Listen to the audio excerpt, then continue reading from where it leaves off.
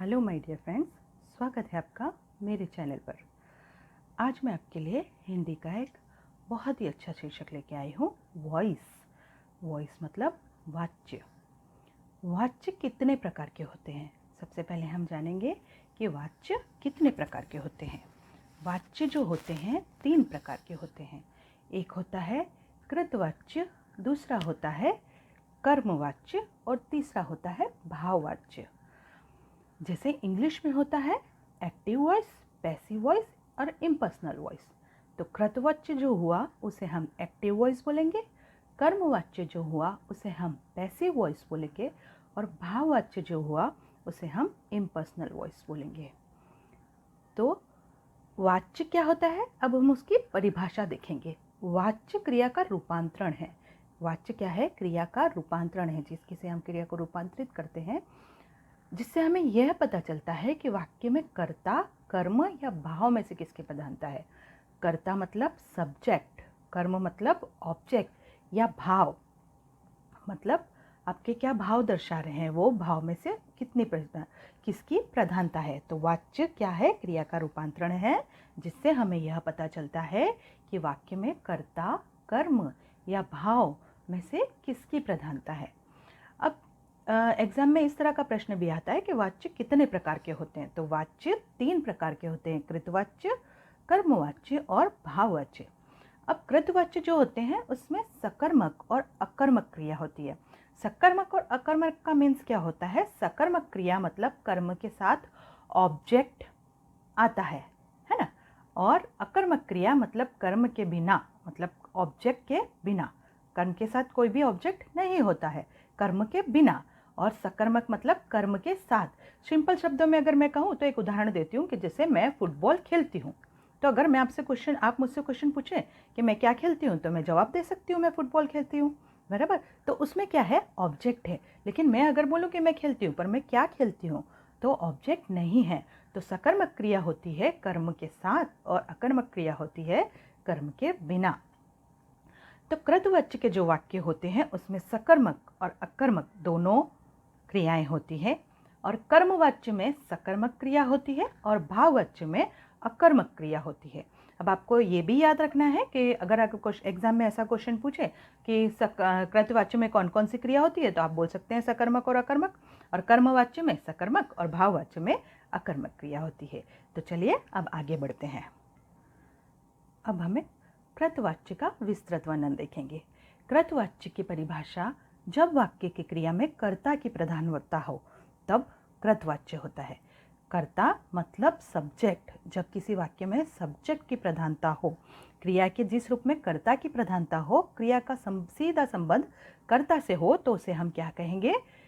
कृतवाच्य कहेंगे। इसका एक एग्जाम्पल हम देखते हैं, मोहन फल खाता है। अब इसमें कर्ता देखते हैं, कर्ता कौन है इसमें? तो कर्ता है मोहन। आप इंग्लिश में बोलेंगे तो सब्जेक्ट, ओके। तो आपको पता चला कि कर्ता कौन है? मोहन है।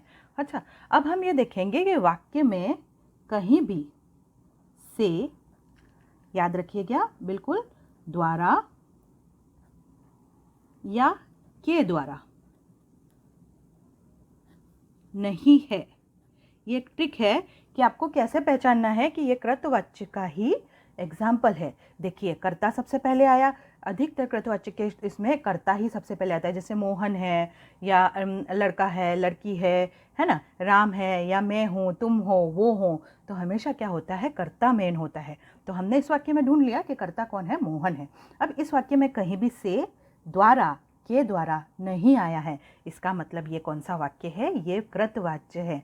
तो आपको कृतवाच्य पहचानने के लिए सिर्फ एक सिंपल सा रूल फॉलो करना है कि आपको सबसे पहले कर्ता का पता करना है। कर्ता पता चल जाए उसके बाद हमको देखना है कि उस वाक्य में कहीं भी से, द्वारा या के द्वारा नहीं आ रहा है, तो वो क्या हुआ? कृतवाच्य हुआ। दूसरा एग्जाम्पल देखते हैं, लड़कियां गीत गाती है। तो इसमें सब्जेक्ट कौन है?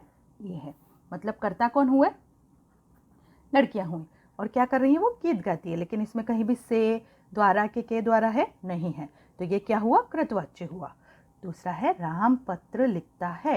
अब आपको देख के ही पता चल गया होगा कि सब्जेक्ट क्या है? क्या है? राम। क्या करता है? वो राम पत्र लिखता है। चित्रकार चित्र बनाता है। तो चित्रकार क्या है कर्ता? चित्रकार। तो इसमें जो कृतवाच्य होते हैं उसमें क्या होती है? सब्जेक्ट की प्रधानता होती है। क्रिया के जिस रूप से हमें यह पता चले कि किसी वाक्य में कर्ता, कर्म या भाव में से किसी एक की प्रधानता हो तो उसे वाच्य कहते हैं। अब कृतवाच्य में किसकी प्रधानता है? कृतवाच्य में कर्ता की प्रधानता है ना। आपने जो वाच्य की परिभाषा देखी उसमें यही बोलते हैं कि कृतवाच्य वाच्य उसे कहते हैं जिसमें प्रधानता किसकी होती है। तो कृतवाच्य में कर्ता की प्रधानता होती है ना। कर्ता के अनुसार क्रिया हो तो वो क्या कहलाएगी? वो क्रिया कहलाएगी कृतवाच्य। अब एक एग्जाम्पल और देखते हैं। जैसे यहाँ पे मोहन फल खाता है तो यहाँ पे जो है क्रिया बदल रही है, बराबर। यहाँ पे अगर यहाँ पे पुल्लिंग है तो खाता है, स्त्रीलिंग है तो यहाँ पे गाती है। तो कर्ता के अनुसार क्रिया भी बदलती है ना। और कृतवाच्य में सकर्मक और अकर्मक, है ना, दोनों ही क्रियाएं होती हैं। ये बात को आपको ध्यान रखना है। सिंपल सा रूल है, सिर्फ आपको इतना ही ध्यान रखना है कि आपको कर्ता देख लेना है। कर्ता देखने के बाद, कर्ता का पता चलने के बाद वाक्य में देख लेना है कि से द्वारा या के द्वारा तो नहीं है, तो वो क्या हुआ? कृतवाच्य हुआ। चलिए अब आगे बढ़ते। अब हम पढ़ेंगे कर्मवाच्य। तो कर्मवाच्य क्या होता है? जब वाक्य में कर्म की प्रधानता हो तब हम क्या कहेंगे? वो कर्मवाच्य है। कर्म की प्रधानता मतलब ऑब्जेक्ट की प्रधानता हो, है ना। वाक्य में कर्म की प्रधानता हो तो उसे हम क्या कहेंगे? कर्मवाच्य। जैसे आपको इंग्लिश में एक्टिव वॉइस से पैसिव वॉइस बनाना हो तो हम क्या लगाते हैं? बाय लगाते हैं ना। उसी तरह कर्मवाच्य के वाक्यों में आपको हमेशा ये ध्यान रखना है कि कर्मवाच्यों के वाक्यों में क्या आता है? से आता है, के द्वारा आता है और द्वारा आता है ना। कृतवाच्य में से, के द्वारा और द्वारा नहीं आता है और कर्मवाच्य में से, के द्वारा और द्वारा। तो आपको आराम से शब्दों के वाक्यों की पहचान हो जाएगी। जैसे यहाँ पे लिखा है राम के द्वारा लेख लिखा जाता है, तो इसमें कर्ता की प्रधानता नहीं है। कर्ता की प्रधानता नहीं है, कर्म की प्रधानता हो, है ना। इसीलिए यहाँ पे क्या आ रहा है? के द्वारा लेख लिखा जाता है। दूसरा है चित्रकार द्वारा चित्र बनाया जाता है या चित्रकार के द्वारा चित्र बनाया जाता है। तो चित्रकार द्वारा चित्र बनाया जाता है, यहाँ भी कर्ता की प्रधानता नहीं। किसकी प्रधानता है? वो जो कर्म कर रहा है उसकी प्रधानता है। तीसरा एग्जाम्पल है पक्षियों द्वारा घोंसले में सोया जाता है। तो पक्षियों द्वारा घोंसले में सोया जाता है, तो यहाँ भी किसकी प्रधानता है? कर्म की प्रधानता है।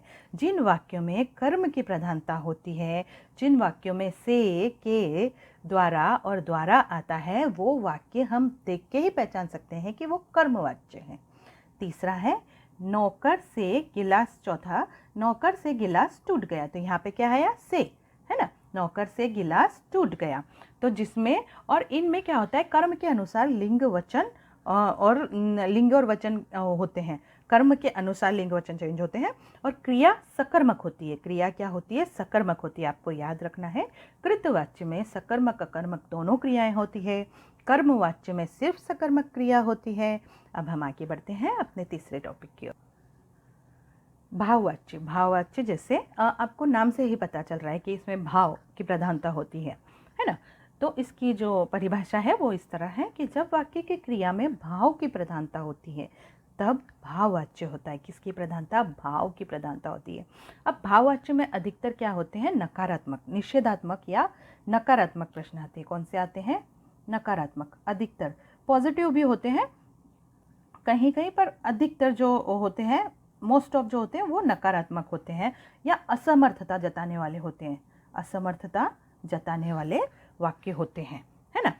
जैसे सुमन से पढ़ा नहीं जाता। हाँ, और हमेशा एक बात ध्यान रखना है कि जो भाववाचक होते हैं उसमें से क्या है? यहाँ पे से आ रहा है ना। से विभक्ति आती है। कौन सी विभक्ति आती है? से विभक्ति आती है ना। तो सुमन से पढ़ा नहीं जाता है, मुझसे इस पेड़ पर चढ़ा नहीं जाएगा। तो पढ़ा नहीं जाता है, पेड़ पर चढ़ा नहीं जाएगा, मतलब वो क्या जता रहे हैं? कार्य करने में उसकी असमर्थता बता रहे हैं। ठीक है। तो तीसरा है हिरण से दौड़ा नहीं जाता।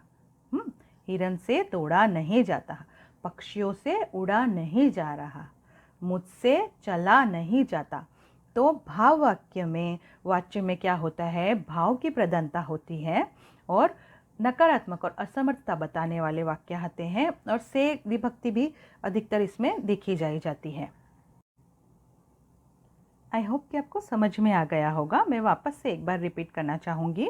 वाच्य मीन्स क्या होता है, कोई काम हो रहा है ना, हमें पता चले कि काम हो रहा है। अब काम किससे हो रहा है, वर्ब के द्वारा है ना, क्रिया के द्वारा या सब्जेक्ट के द्वारा या ऑब्जेक्ट के द्वारा। हाँ, मतलब क्रिया के द्वारा हो रहा है, कर्म के द्वारा हो रहा है या कर्ता के द्वारा हो रहा है, तो उसे हम क्या कहते हैं, वाच्य कहते हैं या वॉइस कहते हैं। तो आई होप कि आपको मेरा वीडियो पसंद आया होगा। अगर आपको वीडियो पसंद आया है तो please subscribe and like my channel. इसके बाद दूसरे वीडियो में मैं आपको वाच्य को चेंज कैसे करते हैं, कृतवाच्य को कर्मवाच्य में, कर्मवाच्य को भाववाच्य में रूपांतरण कैसे किया जाता है वो बताऊंगी। तो आप उस वीडियो को भी देखिएगा ज़रूर। Thank you.